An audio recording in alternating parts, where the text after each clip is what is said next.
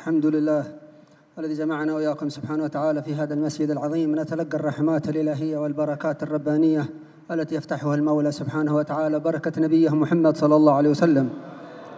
Segala puji bagi Allah Subhanahu wa taala yang telah mengumpulkan kita dalam majlis ini, menadah ataupun menggapai semua nikmat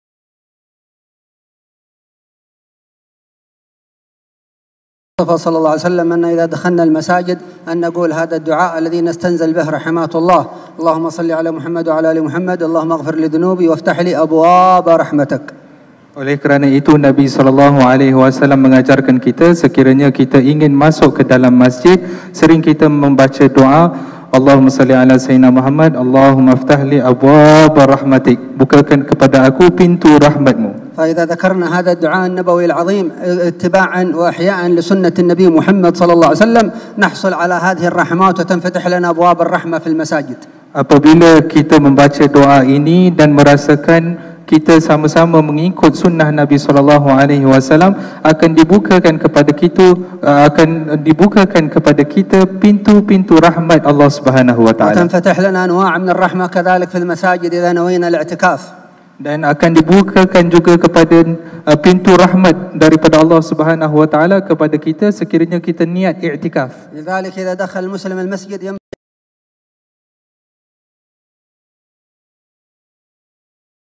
itu apabila kita masuk dalam masjid, jangan kita pernah lupa niat i'tikaf. Kita baca nawaitul i'tikaf fi hadzal masjid lillahi ta'ala. فإنك إذا نسيت نية الاعتكاف في المسجد فيكون جلوسك في المسجد مباحا ليس فيه ثواب ولا أجر كأنك جالس في مكان آخر.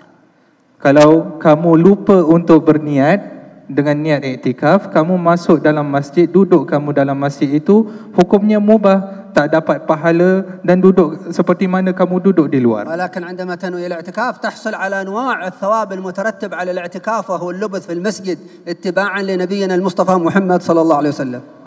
Akan tetapi apabila kita masuk, kita duduk, kita niat i'tikaf, kita akan mendapat pahala seperti mana yang diajarkan oleh Nabi Muhammad sallallahu alaihi wasallam. من ثمرات الاعتكاف هذا إذا كان المسلم كلما دخل المسجد نوى الاعتكاف أنه يألف بيوت الله ويحبها وهي دلالة على محبته لله سبحانه وتعالى. Dan antara buah atau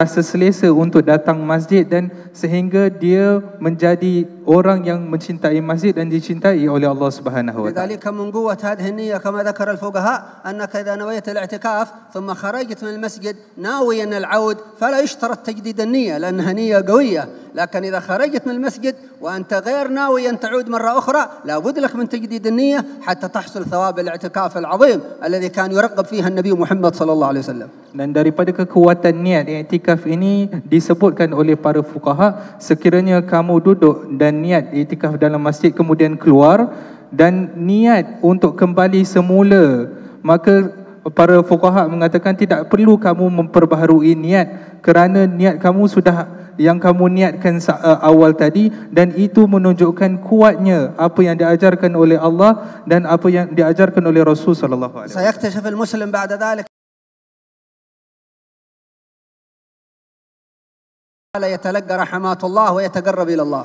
Kemudian seorang mukmin itu akan mengetahui bahawa momen yang paling manis yang berlaku pada hidupnya itu apabila dia duduk di dalam masjid bersama Allah Subhanahu wa taala. وبعض مشايخنا الذين يحرصون على الأجر والثواب والقرب من الله لا ينوون الاعتكاف فقط بل ينذرون الاعتكاف، يقول الله علي أن أعتكف في هذا المسجد ما دمت فيه. Dan sebahagian para masyayikh mereka bukan duduk di dalam masjid dan niat i'tikaf sahaja, bahkan mereka bernazar dengan niat i'tikaf, mereka bernazar untuk duduk dan niat i'tikaf dalam masjid. وهذه كلها بركات العلم النافع التي تثمر الإنسان التقرب إلى الله وأن يكون محبوبا عند الله سبحانه وتعالى. Ini semua berkat daripada ilmu yang bermanfaat yang mana sedikit sebanyak menjadikan kita dekat dengan Allah dan cinta kepada Allah. ولذلك لم يأمر الله نبيه محمد صلى الله عليه وسلم بالزيادة في شيء إلا بالزيادة من العلم، فقالوا رب سبحانه وتعالى وقل ربي زدني علما. Dan tidak disuruh oleh Allah Subhanahu wa taala kepada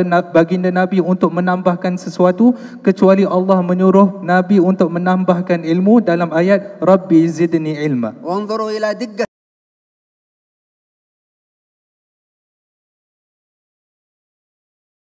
يقول وقل ربي زدني علما، يقول وقل ربي زدني علما، ما يقول ربي زدني علما. كل حرف يتلقاه من الملك جبريل يبلغه أمته صلى الله عليه وآله وصحبه وسلم.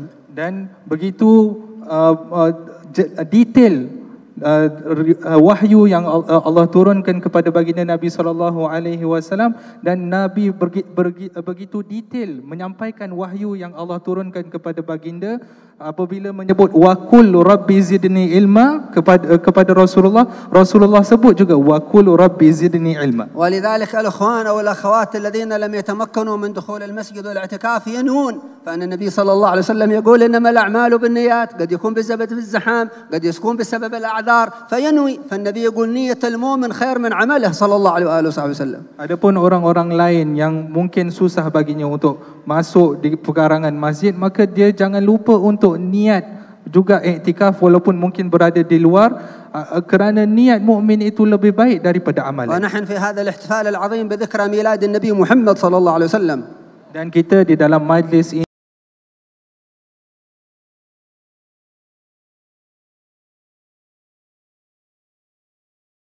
kegembiraan kita dengan kelahiran baginda Nabi sallallahu alaihi wasallam. نعبر عن ذلك الفرح إما بالصوم إما بالعلم إما بقراءة السيرة، فأن المولد النبوي جزء يسير من سيرة النبي محمد صلى الله عليه وسلم. Kita mengungkapkan itu pada hari yang mulia ini mungkin dengan puasa, mungkin dengan membaca sirah, mungkin dengan menambahkan ilmu, membaca sirah baginda Nabi sallallahu alaihi wasallam. ولذلك أنزل الله على نبيه صلى الله عليه وسلم قل بفضل الله وبرحمته فبذلك فليفرحوا. Oleh itu turun ayat daripada Allah Subhanahu wa taala kepada baginda, qul bi fadlillahi wa bi rahmatihi fabidzalika falyafrahu. عندما افتخر الكفار على المسلمين وقالوا نحن أكثر أموالا وأولادا، أنزل الله على قلب نبيه محمد صلى الله عليه وسلم قل بفضل الله وبرحمته فبذلك فليفرحوا. أن افتخر الكفار بالأموال والأولاد، افرحوا أنتم بفضل الله ورحمته سبحانه وتعالى. Apabila orang-orang kafir ketika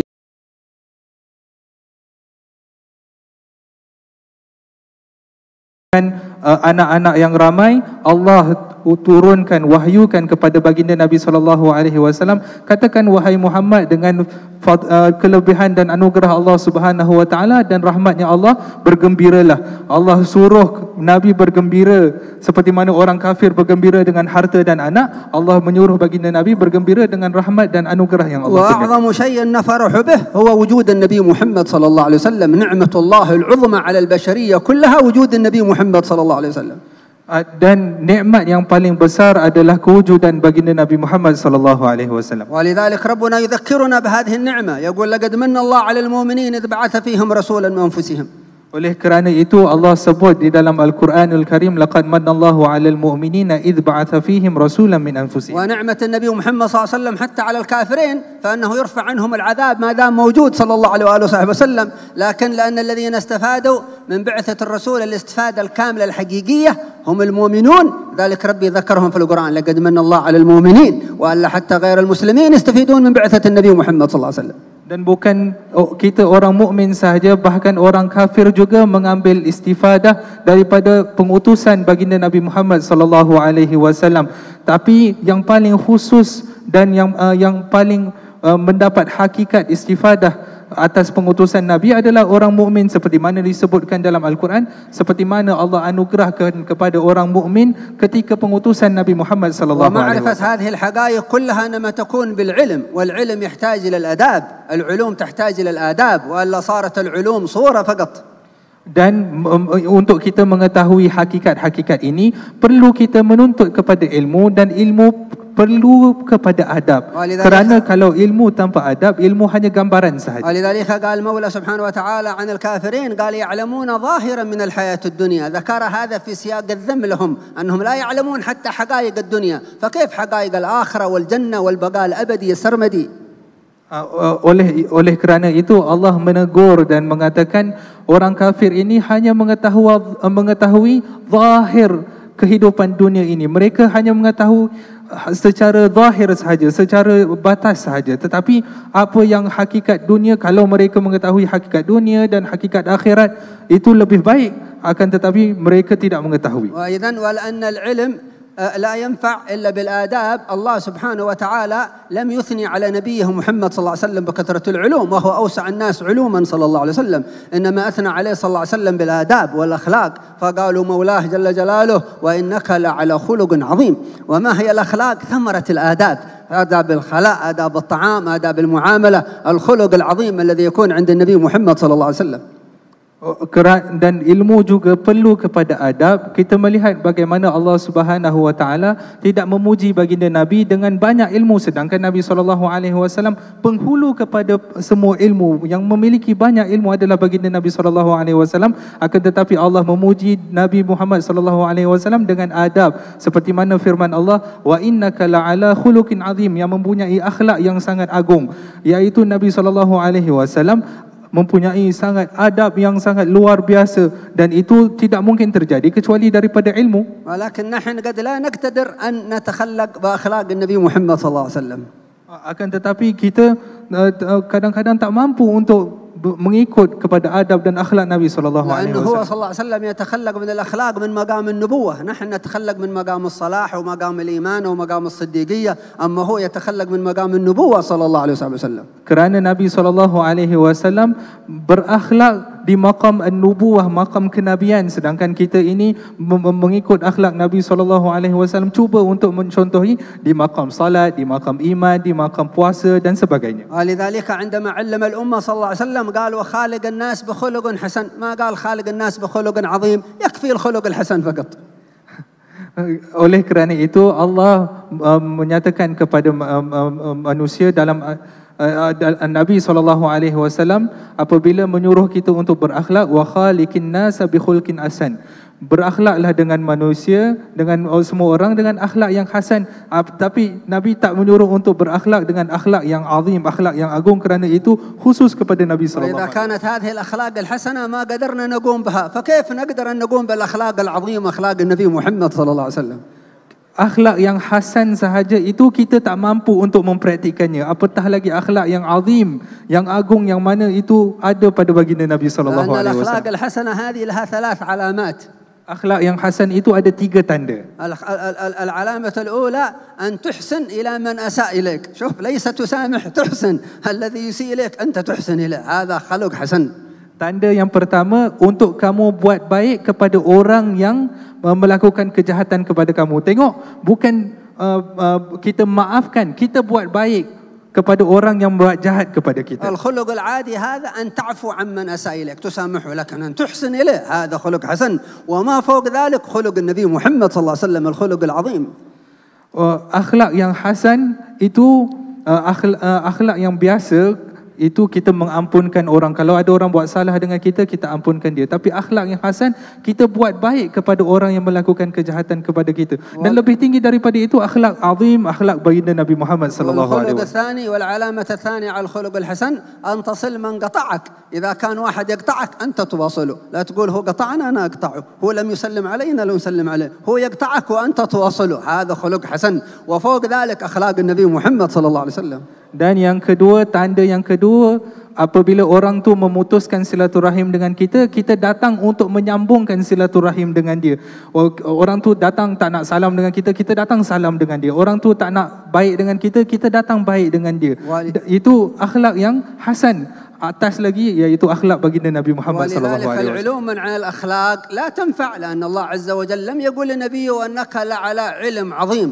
قال العلماء حتى الدين العظيم ما أثنى الله على نبيه به، ما قالوا أنك لعلى دين عظيم، لأن الدين قد يفسد والعياذ بالله، وقد يرتد الإنسان إذا بالأخلاق، ولكن قالوا وإنك لعلى خلق عظيم. إذا مسك الإنسان الأخلاق مسك دينه، مسك أمانته، مسك كل شيء بخلق النبي محمد صلى الله عليه وسلم. Dan Nabi SAW tengok bagaimana Allah memuji, wa innaka la'ala khuluqin azim. Allah tak menyebut sungguhnya kamu wahai Muhammad itu mempunyai ilmu ulumin azim, ilmun azim, ataupun agama. Sungguhnya bukan kaulah, sungguhnya kamu ini mempunyai agama yang azim. Tidak, Allah tak memuji itu, akan tetapi Allah memuji sungguhnya engkau mempunyai akhlak yang azim. من أهم منافع العلم وثمراته بل وآداب والخلق عند الطالب وعند الشيخ. أما الشيوخ ما شاء الله قد هم متأدبين، عند الطالب أدب العلم مع شيخه. Dan yang paling agung dan adalah adab seorang murid kepada gurunya. Kita lihat para masyayikh semua masya-Allah mereka mempunyai adab, tapi pelajar, penuntut ilmu bagaimana mereka beradab dengan guru mereka. فإذا تأدب ما شاء الله الطالب مع شيخه انتفع بشيخه انتفاعا عظيما وأحبه الله سبحانه وتعالى وأعطاه الله عز وجل. Apabila seorang penuntut ilmu itu beradab dengan adab yang mulia dengan gurunya, maka Allah akan memberi dia, dia akan disayangi oleh Allah Subhanahu wa taala, akan mendapat manfaat besar daripada gurunya. وأهم الآداب هذه مذكورة في كتاب الله وفي سنة النبي محمد صلى الله عليه وسلم. Dan akhlak dan adab itu semua disebutkan dalam Al-Quranul Karim dan Sunnah Nabawiyah. كما أشار المفتي حفظه الله في كلمته في تعليم الله للملائكة كيف تأدبوا الأدب العظيم مع الله سبحانه وتعالى. Bagaimana disebutkan oleh Sahibus Samah Mufti, bagaimana Allah Subhanahu wa taala mengajarkan para malaikat untuk beradab dalam ayat yang dibacakan tadi. فإن الله عز وجل قال الملائكة إني جاعل في الأرض خليفة فالملائكة قالوا وتجعل فيها من يفسد فيها ويسفك الدماء ونحن نسبح بحمدك ونقدس لك قال إني أعلم ما لا تعلمون. مراد الله عز وجل لا أحد يعلمه كله، مراد الله في أرضه عظيم، مراد الله في عباده كبير جل جلاله.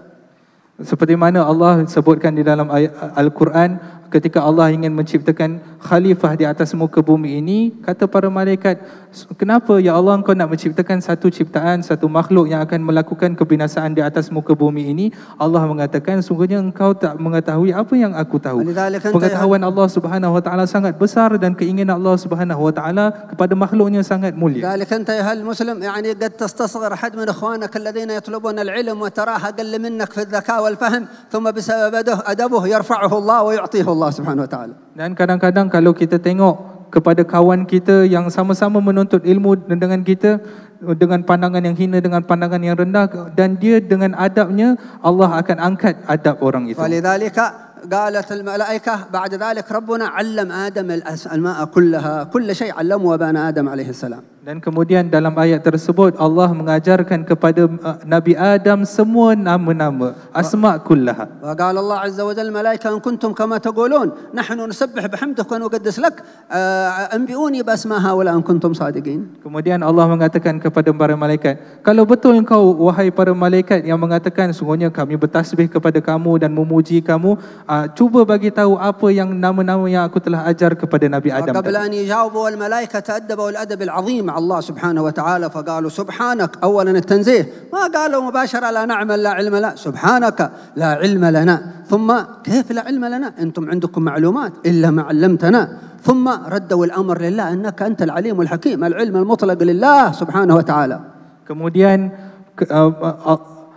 para malaikat beradab dengan Allah Subhanahu wa taala dengan mengatakan subhanak, maha suci engkau wahai Allah, la ilma lana, kami tak mempunyai ilmu. Bagaimana tidak mempunyai ilmu para malaikat? Kecuali apa yang Allah telah mengajarkan kepada kami. Sungguhnya engkaulah yang maha mengetahui dan maha bijaksana, kata para malaikat kepada Allah. فالطالب إذا أراد أن يأخذ العلوم النورانية، العلوم الشرعية، العلوم القرآنية، العلوم المحمدية، لابد له من هذه الآداب الباطنة والظاهرة حتى ينتفع بها، لأن العلوم الشرعية ليست كالعلوم الإنسانية والعلوم الأكاديمية. Oleh kerana itu penuntut ilmu yang ingin mendapatkan ilmu Muhammadiyah, ilmu yang bercahaya, ilmu yang bermanfaat, perlu dia beradab dengan adab yang mulia, zahir dan batin, bukan semata-mata menuntut ilmu dengan biasa sahaja tanpa adab, kerana tak sama ilmu yang kita ingin tuntut dengan ilmu akademik. لذلك ربنا عز وجل عندما مر سيدنا موسى أن يتعلم من الخضر وهو أقل منه، موسى رسول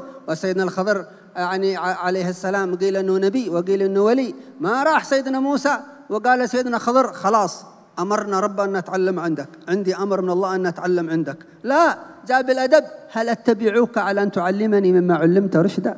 هل عرض هل أن تعلمني؟ هل لك؟ ما قالوا أنا عندي أمر من الله خلاص، هل تعلمني على أن هل تعلمني؟ Ketika mana Allah memerintahkan Nabi Musa alaihi salam menuntut ilmu dengan Nabi Khidir. Nabi Musa seorang nabi, Khidir khilaf, katanya ada wali, katanya nabi berbeza pendapat. Akan tetapi Nabi Musa tidak datang kepada Nabi Khidir mengatakan aku ni seorang nabi, aku ni mempunyai ilmu. Tak, dia mengatakan hal attabi'uka, boleh tak aku mengikut kamu? Adakah ada keizinan untuk aku mengikut kamu? Hal attabi'uka ala an tu'allimani mimma 'allamta رشد أو رشد قراءتان. boleh tak aku hal attabi'uka ala an tu'allimani, boleh tak aku mengikut kamu wahai Nabi Khidir untuk kamu mengajarkan ilmu rashada ataupun rushda. Ada dua الرشد هذا كما يعرفونه الفقهاء في باب الحجر هناك في الفقه صلاح المال، عندما يكون الإنسان يقدر على أنه يصلح يدبر أموره المالية نعطيه المصلح لدينه ودنياه الرشيد. Rushd ataupun ar-rashid itu di dalam bab fiqh, anak yang diberikan kemampuan untuk mentadbir hartanya, mempunyai fahaman ataupun akal yang sihat untuk menggunakan harta dengan sebaiknya, itu yang dimaksudkan rushda. ذلك ربنا علمنا في تربية الأيتام في سورة النساء وابتلوا اليتامى حتى إذا بلغوا النكاح فإن آنستم منهم رشدا فادفعوا إليهم أموالهم. أولا نختبر الولد اليتيم، إذا كان مرشد ندفع له المال، إذا كان غير رشيد لا ندفع المال، أبوه أو وليه هو الذي يقوم بالمال حقه. Seperti mana disebutkan dalam ayat dalam surah An-Nisa, uji kepada anak yatim sekiranya mereka dah sampai umur untuk perkahwinan, sekiranya mereka boleh menggunakan harta dengan baik, fa in anastum minhum rushdan, boleh kamu untuk fadfa'u ilaihim amwalahum, boleh untuk kamu berikan harta mereka. Uji dulu, kalau dia mempunyai kelayakan untuk menggunakan harta dengan sebaiknya, maka dia dinamakan ar-rashid. فقال سيدنا الخضر لسيدنا موسى انك لن تستطيع معي صبرا، لان سيدنا موسى كان على طريقه وسيدنا الخضر على سيدنا طريقه، فخالفه فقال وضح له الامر انك ما تصبر معي، العلم هذا يحتاج الى صبر. Jadi Khadir mengatakan kepada Nabi Musa, innaka la tastati'a ma'iya sabra, sungguhnya kamu tak mampu wahai Musa untuk bersabar, kerana ilmu itu perlukan kepada kesabaran. صبر من المتعلم وصبر من المدرس. المعلم والشيخ لا يتضايق إذا كان الطالب يعني لا يفهم أو غير ذلك، يصبر عليه، أو لا كان لا يسمع الكلام يصبر عليه، صبر من الطرفين. Sabar itu perlu daripada penuntut ilmu, sabar juga perlu daripada guru. Guru kalau tengok penuntut ilmu ataupun anak muridnya tak faham, jangan dia stres, jangan dia tertekan kalau anak muridnya tak faham. لذلك قالوا العلماء هذا الإمام يسمونه البويطي الذي دور من الإمام الشافعي كان بطيء الفهم، سموه البويطي لأنه كان بطيء الفهم، وكان الإمام الشافعي يصبر عليه، يدرس ويدرس ويدرس، والطلبة يخرجون وهذا لا يفهم، يدرس ويدرسه. بعدين الله سبحانه وتعالى عوض البويطي الذي حفظ مذهب الشافعي، هذا بطيء الفهم الذي لا يفهم، هذا هو الذي حفظ المذهب كله بسبب إخلاص الشافعي وصبر التلميذ، لأنه صبر، ما قال أنا لا أفهم سأذهب، صابر. فإذا كنا نريد الطريق والقرب من الله والعلم نصبر، لا يجي بسرعة شيء.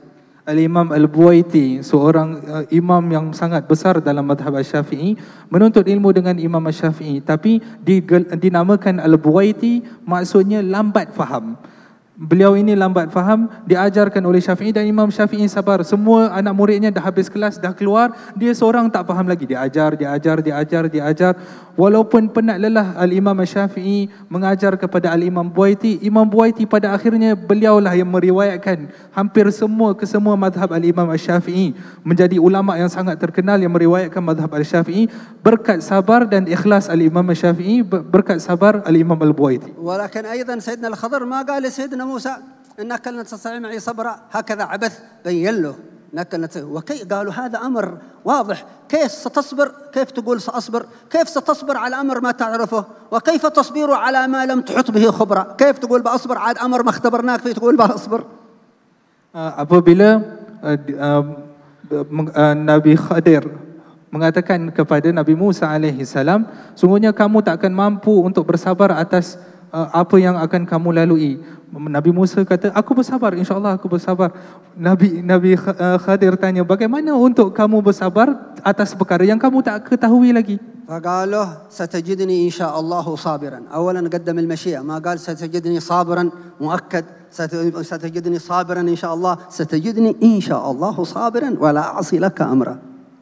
Dia mengatakan, satajiduni insyaallah minas sabirin, kamu akan mendapati aku insyaallah. Dia mendahulukan kalimat insyaallah, dengan izin Allah aku jadi orang yang sabar. وهذا دلالة على أن الشيخ يأمر تلميذه، وعلى أن المعلم يأمر مريض اعمل كذا اعمل كذا، لأن أحيانا الطالب يرتقي بالخدمة ما لا يرتقي بالعلوم. الذين فتح الله عليهم بخدمة المشايخ فتوح عظيم أكثر من الذين فتح الله عليهم لما يقرؤون بس عند المشايخ من غير آداب من غير أخلاق. Dan ini menunjukkan juga dalil bahawa seorang guru boleh menyuruh kepada anak muridnya dan anak muridnya perlu berkhidmat kepada gurunya.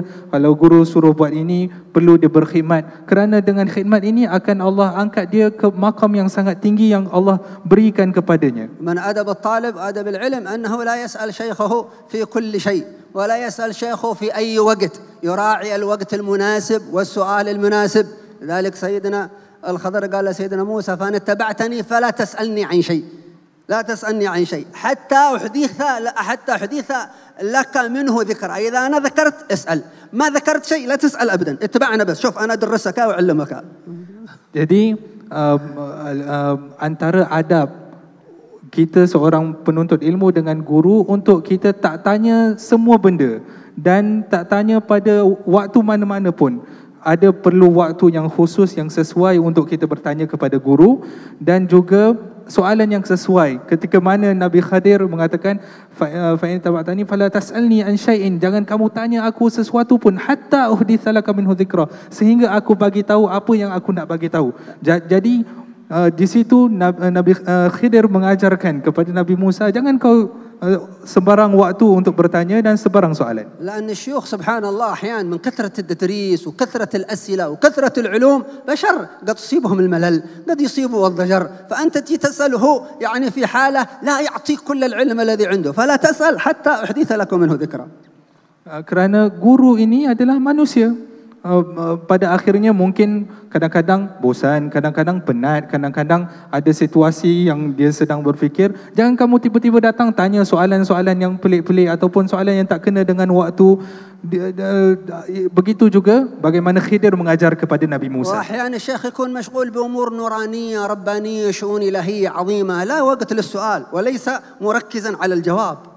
Dan kadang-kadang gurunya sedang beribadah kepada Allah Subhanahu wa taala tentang berfikir perkara-perkara yang sangat tinggi. Jadi jangan kita datang memotong dan meminta jawapan dan mungkin jawapan itu beliau tak fokus, guru kita tak fokus. سيدنا الإمام الحداد في حضرموت عندنا كان يقول لطلبته وتلامذته إذا رأيتمونا خارج إلى الصلاة لا أحد يسألنا لا أحد يكلمنا أنا خارج إلى الصلاة فإننا نخرج إلى الصلاة بالإقبال الكامل على الله. هذا ما هو وقت سؤال ولا وقت علم هذا وقت الصلاة والذكر لله ما أحد يسألنا وأنا خارج إلى الصلاة أبدا. Seorang imam yang terkenal iaitu Imam Abdullah bin Alawi Al-Haddad di kota Hadramaut memberi pesan kepada anak muridnya, kalau aku keluar untuk menunaikan solat, jangan datang siapa-siapa tanya soalan. Kerana aku datang, aku keluar itu dalam keadaan fokus mata-mata untuk beribadah kepada Allah Subhanahu wa taala, untuk dekatkan diri kepada Allah. Jangan datang tiba-tiba datang memotong fokus aku. فإذا أخذنا هذه الآداب في تلقي العلوم الشرعية يحصل لك من الله سبحانه وتعالى الفتوح الكبير من الله عز وجل. Apabila kita mengambil ilmu ini daripada para masyayikh, daripada para guru kita dengan betul, dengan adab yang baik, akan dikurniakan futuh daripada Allah Subhanahu wa taala kepada kita. ويعلمك الله سبحانه وتعالى النصوص وما وراء النصوص والفهم في النصوص الشرعية كيف يفهم الإنسان فيها وكيف يستنبط منها علوم عظيمة تأتي بالآداب وبالاحترام للشيوخ. Allah akan kurniakan beliau yang sesiapa yang beradab dengan gurunya, memahami kepada nas-nas ataupun memahami kepada apa yang di sebalik nas daripada fahaman ilmu, itu semua akan diberi kepada orang yang beradab dengan gurunya dan hormat kepada gurunya. لأن هذه العلوم الشرعية لها آداب باطنية مرعية عظيمة ليست كما قلنا كعلوم الجامعات ولا كالعلوم الأخرى التي يتلقاها الإنسان من مدرسه ولا يبالي احترمه ولم يحترمه ولا يبالي بعظمه ولم يعظمه ولا يبالي هل شهد خصوصيته لا شهد خصوصيته. هذه كلها علوم مأخوذة كما علوم الكفار، لكن علوم النبي محمد صلى الله عليه وسلم، علوم الأنبياء، علوم الملائكة، علوم الصحابة، كلها بهذه الآداب كما نقراها في القرآن وفي سيرة النبي محمد صلى الله عليه وسلم. Kerana ilmu syariah, ilmu yang kita pelajari ini adalah ilmu yang mempunyai adab-adab tersendiri. Tak sama dengan ilmu-ilmu yang kita tuntut di akademik ataupun universiti yang mana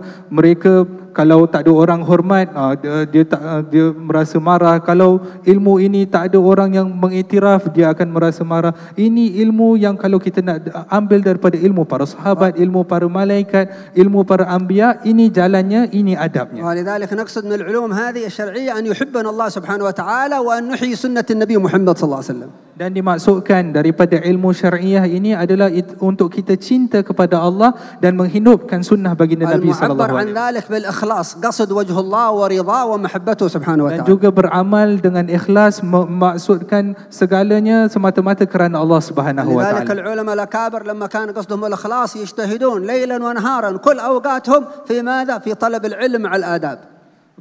Oleh kerana itu kita melihat para masyayikh, para guru sepanjang hidup mereka, sepanjang waktu mereka cuba untuk menuntut ilmu dan menuntut adab daripada Allah Subhanahu wa taala. ومن أدل دليل على الإخلاص أن الإنسان يفرح بإخوانه في طلب العلوم النافعة. Antara tanda-tanda ikhlas seorang itu menuntut ilmu apabila seorang saudaranya mendapat ilmu, dia bergembira kepada saudara. إذا كان يقرأ العلوم الدينية والقرآنية والشرعية فيدل إخوانه على الكتب النافعة، في الكتاب هذا فوائد كذا وكذا، في الكتاب هذا مسائل فقهية، في الكتاب هذا منافع، يفرح لإخوانه وليس يعني يكون أناني، لا يريد إخوانه الطلاب يطلعون على العلوم. هذا من عدم الإخلاص والعياذ بالله.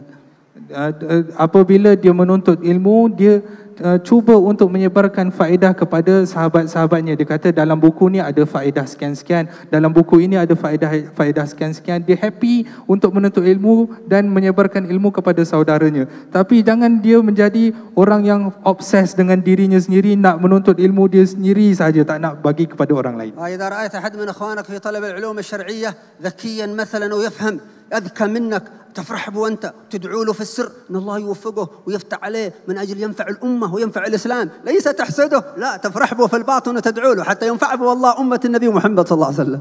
لأن الأمة هذه تحتاج علماء كثير، تحتاج دعاء كثير، لا يكفيها 1000 ولا 100، نحتاج ما شاء الله كثير حتى يتحقق المراد من العلوم.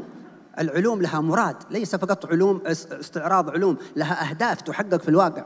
Apabila kamu ada seorang kawan yang menuntut ilmu dan dia pandai, harus kamu bergembira dengan dia. Oh, Masya Allah, dia ni pandai. Kita malam-malam kita doa, Ya Allah, jadikan dia orang yang bermanfaat kepada umat. Jangan kamu datang, kamu dengki dengan dia. Dia ni pandai. Jangan kamu dengki dengan dia. Kerana umat ini sangat memerlukan para ulama seperti orang yang pandai ini. Dan para ulama itu perlu ramai. Kerana umat kita perlu ramai daripada para ulama dan para ilmuwan. كل العلوم هذه الشرعية الأصول والفلسفة والمنطق. فالإمام الغزالي قال الفلسفة هذه ليست علم مستقل أبدا، المنطق هذا علم مستقل. فكل العلوم الأصول والمنطق وغير ذلك لها أهداف عظيمة نتعلمها ونحصل على ثواب. إيش أهدافها الكبيرة؟ أولا التسبب في نقل الناس من الإلحاد إلى الإيمان، من الكفر إلى الإسلام. هذه بركة العلوم. Ilmu itu mempunyai banyak-banyak jenis, antaranya ilmu syariah, ilmu falsafah, ilmu mantik. Imam Ghazali mengatakan ilmu falsafah itu adalah ilmu yang tersendiri, ilmu mantik ilmu tersendiri. Maka kita perlu menuntut ilmu-ilmu yang bermanfaat ini. Tujuannya apa? Yang pertama, at-tasabbub fi intiqal. أيوة في نقل الناس من الكفر والإيمان والإلحاد إلى الإسلام. Untuk menjadi sebab utama memindahkan orang daripada tak kenal kepada Allah menjadi kenal kepada Allah, jauh daripada Allah dekat kepada Allah. ولا فائدة هذه العلوم والكفر يزداد والإلحاد ينتشر إذا ما قدرنا للعلم نور يضيء العقول. كيف ترجع إلى الله؟ كيف تحب النبي محمد صلى الله عليه وسلم؟ علم نور. Akan tetapi apabila orang menuntut ilmu, apabila tidak menjadi perkara itu, dia bertebarlah kekufuran dan kesyirikan kepada Allah Subhanahu wa taala. Ilmu itu cahaya dan cahaya itu harus kita jaga dan tuntut dengan sebaiknya. كما قال العلماء من غير هذه الأنوار الحسية لو فرضنا لا توجد شموس ولا سرج لا تستقيم الحياة، لا نقدر ندرس ولا نبني بيوت ولا مستشفيات ولا نعمل أي شيء. لابد من هذه الأنوار. كذلك الأنوار المعنوية لابد للعقول من أنوار الأنبياء ونور النبي خاتم الأنبياء محمد صلى الله عليه وسلم. Seperti mana kita dalam kehidupan kita, kalau kita tak ada cahaya yang fizikal ini seperti cahaya lampu dan cahaya matahari, kita tak boleh nak hidup menjalankan kehidupan kita seharian. Seperti mana begitu juga dengan ilmu yang maknawi, iaitu cahaya yang maknawi, iaitu cahaya baginda Nabi Muhammad sallallahu alaihi wasallam. Tak mampu kita hidup dengannya kecuali kita menuntut cahaya Nabi sallallahu alaihi wasallam, iaitu ilmu. ثم الدرجة الثانية تصحيح أخطاء الناس في العلاقات، في العبادات، في المعاملات. هكذا ثمرة العلم. ما فائدة العلم ولا نعمل به؟ إيش فائدة واحد تعلم الهندسة والسيارات خربانة كلها؟ إيش فائدة هذا يدرسه؟ إيش فائدة نتعلم العلم والقلوب خربانة؟ لأجل نصلح القلوب، نصلح العلاقة بين الناس. Dan antara yang manfaat yang kedua, sebab yang kedua kenapa kita menuntut ilmu ini adalah untuk memperbetulkan kesalahan manusia. Tak bermanfaat kalau dia belajar ilmu engineering tapi kereta masih rosak, kereta masih problem. Begitu juga kita menuntut ilmu ini untuk membetulkan manusia yang melakukan kesalahan daripada ilmu yang zahir dan ilmu yang batin. ثم الدرجة الثالثة ما شاء الله بعض المجتمعات نورانية ما فيها أخطاء، ما فيها معاصي، يترقون في القرب من الله في العلم والذكر والولاية والمحبة لله ولرسوله محمد صلى الله عليه وسلم. Dan yang ketiga adalah untuk kita sentiasa menaik tingkat kita kedekatan kepada Allah Subhanahu wa taala, supaya semua orang di dalam masyarakat kita sentiasa menaikkan tingkatan amalannya, kedekatannya dengan Allah dan Rasulnya. وهناك العلوم الأخرى التي تفيد ماذا؟ تفيد مثل طب الأبدان، معالجة الأبدان. لذلك الإمام الشافعي قال العلم علمان، علم الطب وعلم الفقه. علم الفقه علم الحلال والحرام، وعلم الطب علم يعالج. إيش فائدة الناس مرضى؟ كيف سنتعلم؟ كيف سنشتغل؟ كيف سندرس إذا كانت الناس كلها مرضى لا أحد يتحرك، يتألمون في بيوتهم من الآلام؟ إيش يكون عندنا؟ الطب والفقه. Dan ilmu yang banyak kita menuntut ilmu ini harus kita menuntut seperti mana Al-Imam Asy-Syafi'i menegaskan bahawa ilmu itu ada dua, ilmu kedokteran dan ilmu fiqh. Ilmu fiqh itu ilmu halal dan haram, dan ilmu at-tib ataupun kedokteran itu ilmu kesihatan. Bagaimana dia nak menuntut ilmu kalau dia tak sihat? ولذلك العلماء المتقدمين عندهم علم الطب، عندهم علم الفلك، عندهم علم الزراعة، عندهم علوم كلها، لأن الدنيا لعمارة الدين. لماذا الدنيا نطلبها؟ لأجل نصر الدين، لأجل ننشر نور النبي محمد صلى الله عليه وسلم. Oleh kerana itu kita melihat para ulama terdahulu, mereka datang dengan mereka mempunyai ilmu yang banyak, ilmu falak, ilmu pertanian, ilmu macam-macam ilmu. Kerana apa? Mereka menggunakan ilmu itu untuk membantu agama, untuk membantu syariat baginda Nabi Muhammad sallallahu alaihi wasallam. فنسأل الله أن يكرمنا وإياكم بهذه الآداب وبهذه الأخلاق التي نعلمها والتي لا نعلمها، نتعلمها من مشايخنا وأئمتنا. So, kita mohon kepada Allah Subhanahu wa taala untuk kurniakan kita ilmu, apa yang kita ketahui dan apa yang kita tidak ketahui dan apa yang kita akan ketahui. حتى نرى مراد الله سبحانه وتعالى في أرضه محقق. Sehingga kita mengikut kepada apa yang ditujukan oleh Allah Subhanahu wa taala dan menjadi orang yang dekat kepada Allah Subhanahu wa taala. وهذا الشهر العظيم ما شاء الله لا ننسى نكثر الصلاة والسلام على النبي محمد صلى الله عليه وسلم. Dan bulan yang sangat mulia ini harus kita memperbanyakkan selawat ke atas baginda Nabi Muhammad sallallahu alaihi wasallam. نرفع في قلوبنا نسبة محبة النبي محمد صلى الله عليه وسلم. Supaya tumbuh dalam hati kita cinta kepada baginda Nabi Muhammad sallallahu alaihi wasallam. بعض الناس نسبة محبة الرسول في قلبه ما شاء الله 100%، كامل قلبه كله ملام محبة للنبي محمد صلى الله عليه وسلم. Kita lihat sebahagian manusia dalam hatinya 100% cinta kepada Rasulullah sallallahu alaihi wasallam. بعض المسلمين محبة النبي في قلبه عاد هلا في البداية 1%، ضعيفة بسيطة.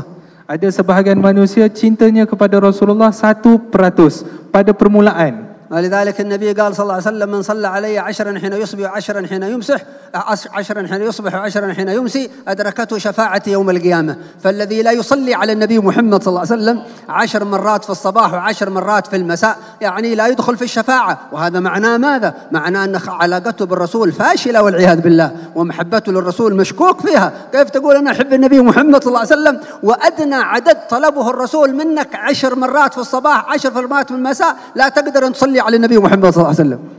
Dan yang paling diajarkan oleh baginda Nabi sallallahu alaihi wasallam kepada kita untuk sentiasa memperbanyakkan selawat ke atas Nabi, 10 di waktu siang dan 10 di waktu malam. Kalau seorang itu tidak bersalawat ke atas Nabi paling minimum 20 kali selawat ke atas Nabi sallallahu alaihi wasallam, bermakna hubungannya dengan Rasulullah gagal. failure. Kalau bagaimana dia nak menjadi orang yang dekat kepada Rasulullah, 20 kali selawat pun dia tak berselawat ke atas Nabi sallallahu alaihi wasallam. هذا أمر واضح مثل نتائج الاختبارات في المدارس 20 درجة ناجح 50 مثل متوسط أقل من 20 فاشل. هذا أمر واضح لا يحتاج فلسفة. ما عندك 20 مرة من الصلاة على النبي محمد صلى الله عليه وسلم هذه علاقتك فيها خلل بالرسول صلى الله عليه وسلم. وإذا حصل خلل في العلاقة كيف ستحصل على شفاعة النبي محمد صلى الله عليه وسلم؟ والشفاعة هل أول باب عاد شفاعات عاد إرث عاد رؤيا عاد أنوار عظيمة من النبي محمد صلى الله عليه وسلم. Dan ini perkara yang sangat jelas. Kalau kita dalam exam, kalau ada sampai markah sekian-sekian, kita akan berjaya. Kalau tak lepas markah sekian-sekian, kita akan gagal. Begitu juga kalau kita 20 hari dalam sehari 20 kali tak bersalawat ke atas Nabi SAW, maksudnya hubungan kita dengan Rasulullah telah gagal. Kita tak ada hubungan yang kuat dengan Rasulullah SAW. Bagaimana kita nak dapat, kalau 20 tu kita tak bersalawat, bagaimana kita nak dapat syafaat Rasulullah SAW? Setelah syafaat ada perkara yang besar lagi, pemberian yang Allah akan berikan kepada kita. فينتبه المسلم في هذا الوقت إذا ليس عنده وقت ل20 مرة من الصلاة على النبي محمد صلى الله عليه وسلم، كيف ستكون من المحبين العظام للنبي محمد الذين يرى النبي في المنام وفي اليقظة مثل سيدنا السيوطي وسيدنا الشعراني وغيرهم من أئمة الدين الأكابر وراث النبي محمد صلى الله عليه وسلم. حتى 20 مرة هذا فاشل والعياذ بالله. Maka harus kita hati-hati untuk kita, jangan kita lupakan sepanjang hidup kita, seharian kita, jangan kita tinggalkan 20 kali selawat ke atas Nabi SAW. Dan perlu kita banyakkan lagi, kita jadi seperti ulama Al-Imam Suyuti, Al-Imam Sya'rani, mereka memperbanyakkan selawat ke atas Nabi SAW sehingga dapat melihat baginda Nabi SAW. Banyakkan selawat ke atas Nabi SAW. Kalau 20 ni tak boleh, gagal. فلا بد أن لا نتساهل في هذا العدد أبدا ولا نتيس بسيط عادي، لا لابد نعتبره كأنه واجب حتى نحصل على شفاعة النبي محمد صلى الله عليه وسلم. Dan jangan kita tengok alah 20 ni sikit je, tak payah kita berselawat ke atas Nabi SAW. Harus kita menganggap 20 ini selawat yang wajib, yang paling komang lah kita kena berselawat ke atas Nabi SAW. إذا كنت مشغول، إذا كان الإنسان مشغول خلاص قبل النوم ما عاد ما في نوم إلا بالصلاة على النبي محمد صلى الله عليه وسلم. لا يقول لنا النهار مشغول عندي عذر، النوم ما في عذر، لا نوم إلا بالصلاة على النبي عشان ندخل في شفاعة النبي محمد صلى الله عليه وسلم وشفاعاته متعددة صلى الله عليه وسلم. Dan kalau memang sepanjang harinya penuh, tak ada waktu kosong langsung, jangan lupa selawat ke atas Nabi SAW sebelum tidur. 20 kali sebelum tidur sehingga dia mendapat syafaat baginda Nabi Muhammad SAW. Barakallahu fiik. Bagi دقيقتان إن شاء الله للدعاء. دقيقتان. فإن شاء الله نقوم من هذا المجلس وقد نوينا إحياء وأكمال صلتنا بالنبي محمد صلى الله عليه وسلم. Dan tidak kita bangun daripada majlis ini kecuali kita dah niat untuk menghidupkan sunnah baginda Nabi SAW. ونملأ قلوبنا من محبة النبي وآداب النبي محمد صلى الله عليه وسلم. Dan kita penuhkan hati kita dengan adab dan cahaya baginda Nabi SAW. ونسأل الله أن يقبلنا في احتفالنا البسيط هذا يجعله مقبول مذكور في الملأ الأعلى. Dan kita mohon kepada Allah kurniakan kita qabul dalam majlis kita pada hari ini dan qabul di sisi Allah Subhanahu wa taala. ويجزي الله هؤلاء المفتين الذين حضروا والشيوخ كل ذلك ما حضروا لا لأجل المسجد ولا لأجل الحبيب علي زين العابدين، لأجل النبي محمد صلى الله عليه وسلم. Dan semoga Allah memberi balasan yang terbaik kepada kedua mufti yang hadir. Bukan mereka hadir untuk hadir kepada masjid ataupun hadir kerana Habib Ali, mereka hadir kerana Nabi Muhammad sallallahu alaihi wasallam. ولكن الحبيب علي زين العابدين أجر الله على يده هذا الخير فهو مفتاح لهذا الخير العظيم بارك الله فيه وزاده من فضله. Dan akan ketahui Habib Ali, beliaulah menjadi kunci dan penyebab kepada majlis ini. Semoga Allah berikan kebaikan kepada beliau dan Allah beri balasan kepada beliau. وكل هذه الموالد اللي نحضرها لأجل النبي محمد وفرح النبي محمد صلى الله عليه وسلم. Dan maulid yang semua yang kita hadir ini adalah kerana kita berbangga dan bergembira kepada Nabi Muhammad sallallahu alaihi wasallam. فنسأل الله أن يزيدنا وإياكم من الإيمان واليقين والارتباط من سيد المرسلين صلى الله عليه وسلم.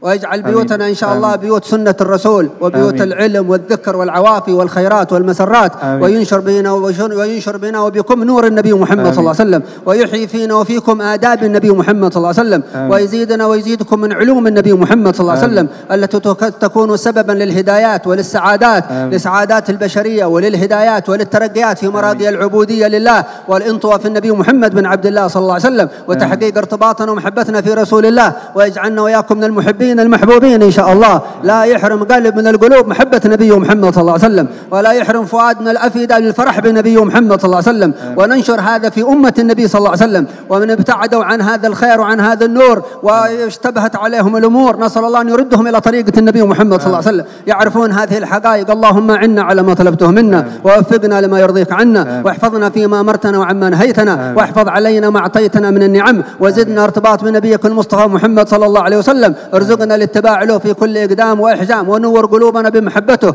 وألسنتنا بالصلاة عليه صلى الله عليه وسلم، واجعل أعمالنا وأفكارنا وخواطرنا سرور للنبي محمد صلى الله عليه وسلم، واجعل عقولنا وأفهامنا وما معنا خدمة للنبي محمد صلى الله عليه وسلم، حتى ينتشر نور النبي في هذا الوجود، وتسعد هذه البشرية بأنوار النبي المصطفى وأنوار الأنبياء والقرآن. آمين يا رب العالمين. وبركة هذه التعليمات ربنا يرفع الحروب عن أمة النبي محمد، ويرفع الأمراض عن أمة النبي محمد، ويرفع الشقاء عن أمة النبي محمد، ويرفع الغلاء عن أمة النبي محمد، ويلطف بالمجاهدين والمسلمين في كل مكان، ويلطف بأخواننا المسلمين في غزة وفلسطين وأكناف بيت المقدس، ويؤيدهم وينصرهم ويتجلى عليهم سبحانه وتعالى، ويخذل أهل الباطل حيثما كانوا أينما كانوا، وينصر أهل الحق والمحبة حيثما كانوا أينما كانوا، يا أكرم الأكرمين ويا أرحم الراحمين يا رب العالمين.